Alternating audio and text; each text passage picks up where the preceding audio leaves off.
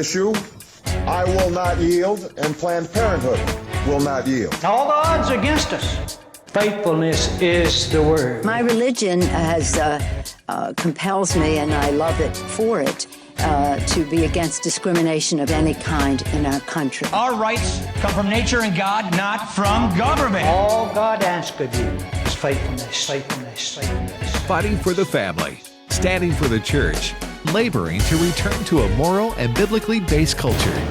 This is the American Family Association at AFA Today.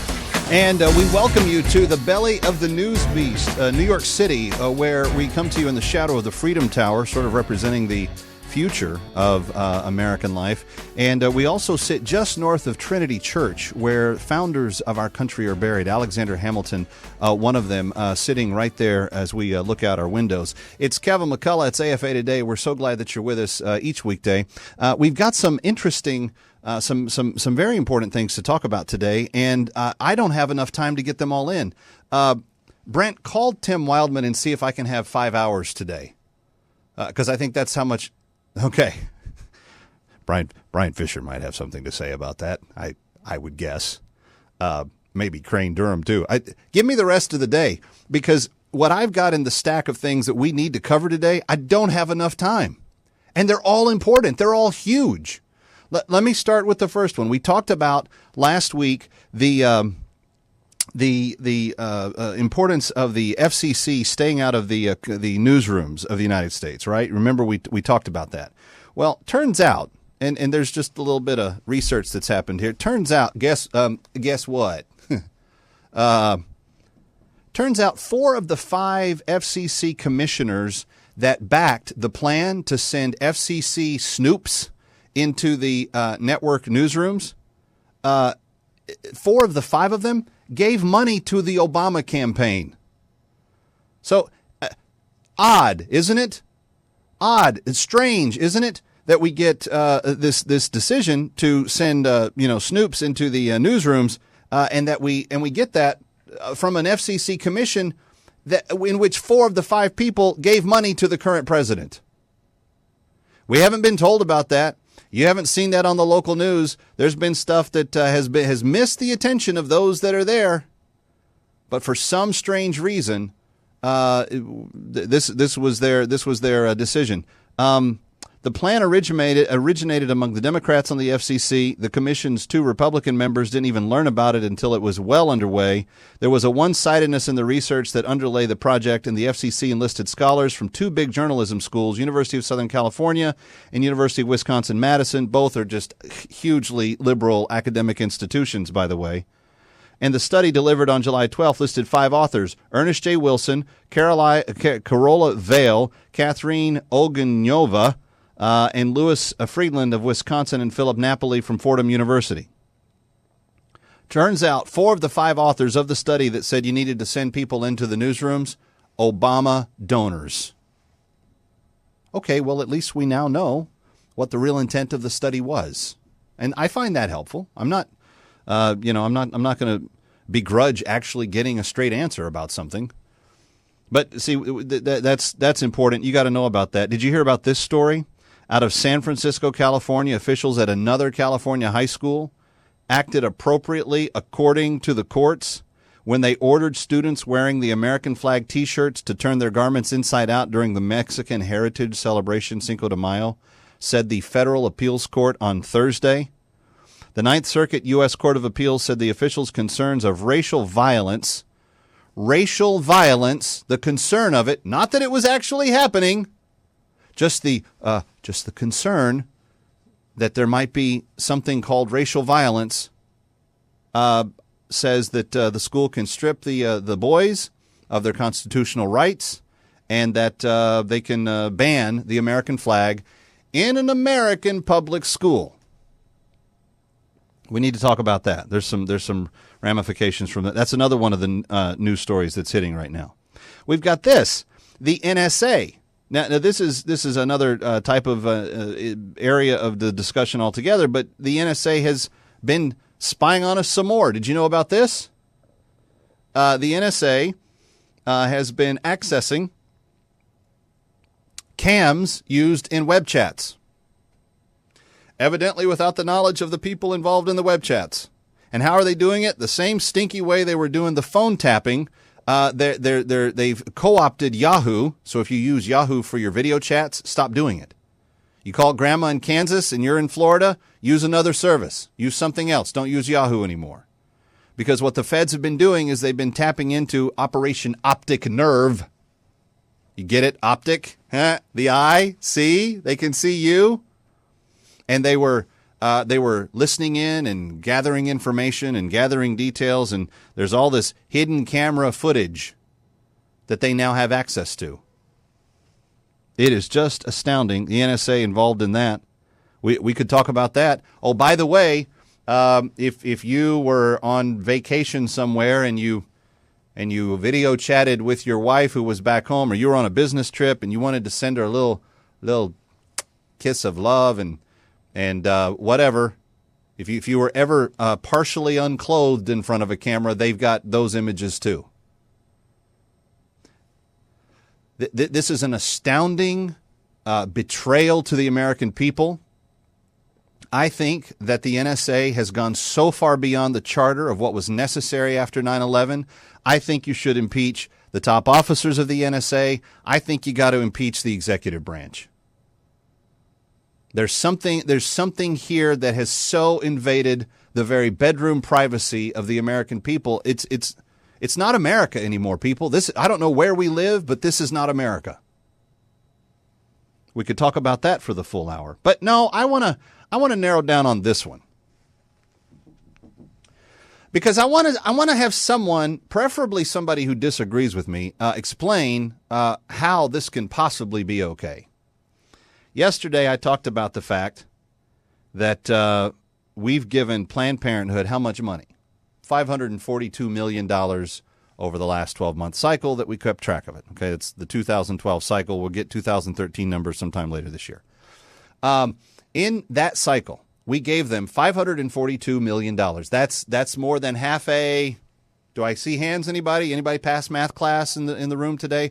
Brent, how much is half? It's $500 million. Brent, what's the name of your high school? Tupelo High. Tupelo High's greatest achiever right there. $500 million we gave to Planned Parenthood. Planned Parenthood got $500 million plus 42 million more than that. $500 million plus 42 million. And they killed 348,000 babies as a result of that donation. Well, I'm very puzzled by something, and I want to know what you think about this. I think that if the government gives you $500 million, you should not be allowed, as an organization, to spend a dime in political support for any candidate, any party, any person running for office. I personally think if you're gonna receive $500 million, and then, oh, by the way, here's another $42 million on top of that we, the taxpayers, gave Planned Parenthood so that they could kill 348,000 babies, I don't think Planned Parenthood should get to have a say in the political arena.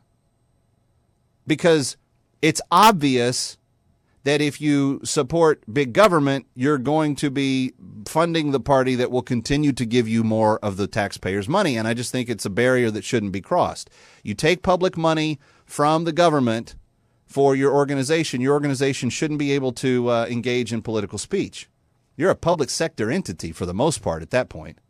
And we don't let policemen campaign for people. We don't let the people in the service campaign for folks. Why? Because they're taking federal dollars, because they are on the government payroll. Now they can do it in their private life as private citizens, but you can't wear the police uniform and go, the police endorse so-and-so. Our police department endorses so-and-so. You can do it as private citizens, but we don't get into supporting that thing. Okay, so all that being said, Planned Parenthood's political operations are planning their largest ever campaign blitz for this year's midterm and gubernatorial races. They're going to pour more than $18 million into key races that determine who controls Congress, who runs for governor, And counting what Planned Parenthood spent in the race against Ken Cuccinelli in Virginia, the organization is planning to spend more than $18 million in this cycle. Now, wait a second. We gave them $542 million of taxpayer money. Should you be allowed to use taxpayer money to engage in political speech with? How is this not a violation of something somewhere?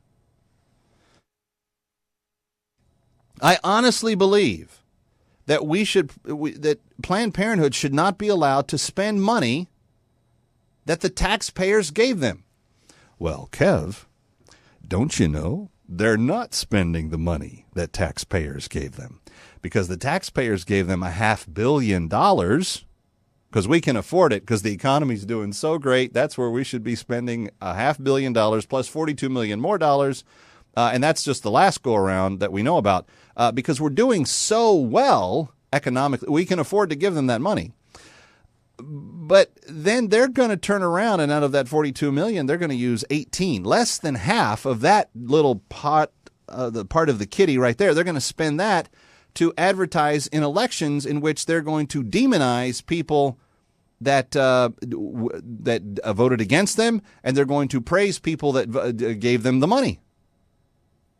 How is this not a conflict of interest? That's our taxpayer. No, Kev, you don't understand. That's from a different account. Oh, is it really? Well, if they don't have $542 million from the taxpayers, do you think they'd be able to afford $18 million just sitting around in surplus funds to do a political campaign? Probably not. Henceforth, therefore, so forthwith, which hence and henceforth being, if you don't have the $542 million sitting there, you don't have the $18 million of other money to use. So by giving them the $500 million plus the $42 million more dollars, then guess what you're doing? You're enabling them to have $18 million to use in political expression, to demonize those that don't want Planned Parenthood funded, and to support those that want to continue giving them money. No wonder pro-choice candidates defend the rights of Planned Parenthood so bad. We give them $500 million and they turn around and help get people elected with it. Duh!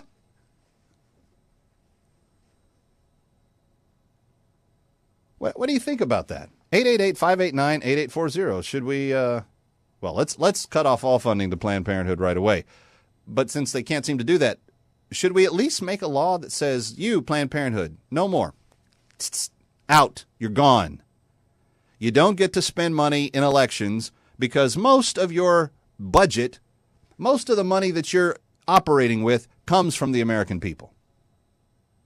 And if you didn't have that little kitty, big pot of gold sitting right there by your desk, Cecile Richards, if you didn't have that little slush fund from the American people, like I said, because we can afford it so easily, mortgages are being paid so easily, and taxes haven't gone up at all, and gas prices haven't changed. Like, we're still living like what, in the 1920s economy? Yeah. Because life is so simple for the American taxpayer. We're not missing $500 million anywhere. So you just get to keep that money and then partition it out as Planned Parenthood needs to, buy off races. If you take taxpayer dollars, you shouldn't get to advocate in political campaigns. That's my thought. What do you say? 888-589-8840. Kev, you're so against freedom of speech. Well, yeah, when it's the speech that is putting children to death in execution chambers that should be the womb of their mother with a lot of safety in it. Yeah. When demonically possessed people like Cecile Richards thinks they have a God-given right to kill children, yeah, I tend to get a little bit iffy about whether or not they should be spending my money that I earned, that got paid to them through taxes. I get ouchy about them using that to elect more politicians. It's AFA Today on AFR Talk. What do you think? We'll take your calls next.